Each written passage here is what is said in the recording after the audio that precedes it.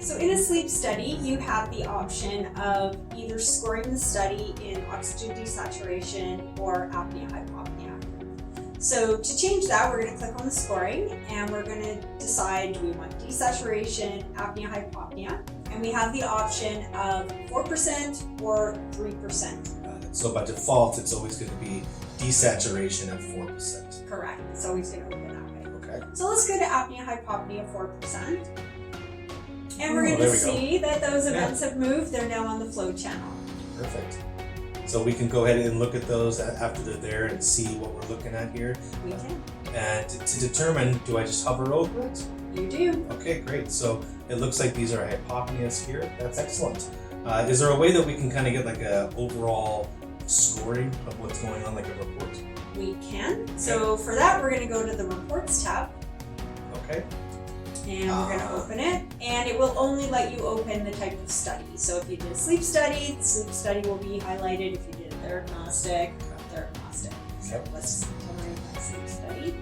And here it does have this drop down. It's going to give you both ODI and AHI on the report. So here's only where you're going to decide if you want 4% or 3%. You're usually going to use 4%. Okay, looks like my report's up. Perfect.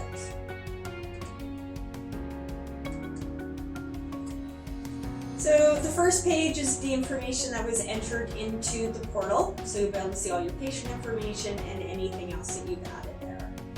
Great. Looks like this next page here is giving us some study information. So our study ID number, the duration of the study.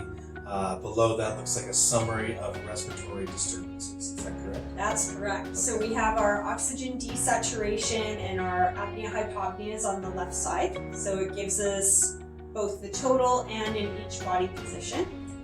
And then on the right side, it's going to break it down and do that scoring for us in the events per hour. And this is that number we're going to enter into the severity scale to find out if the patient is normal, mild, moderate, or severe. Remember that this study does need to be interpreted by a sleep physician, so this is raw data, a raw report. It is not a diagnosis. So when I send this off to an interpretation, this is what they're looking at. They're looking at the data and then looking at this report. Yes, but they're mostly looking at the raw data that we looked at in the histogram. This is just kind of a summary.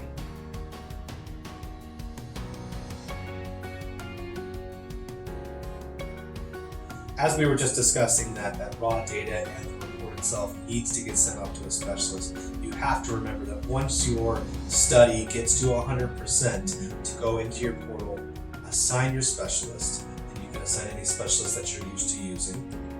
Once you have it assigned, you can then go ahead and send notification up at the top. A pop-up will pop up asking if you're sure you want to go ahead and send the notification. Just go ahead and say notify. Once you've sent your notification off, you'll get the pop-up, and you can then notice here that it'll tell you when the specialist was notified. What's great about this system here is this is all done via email.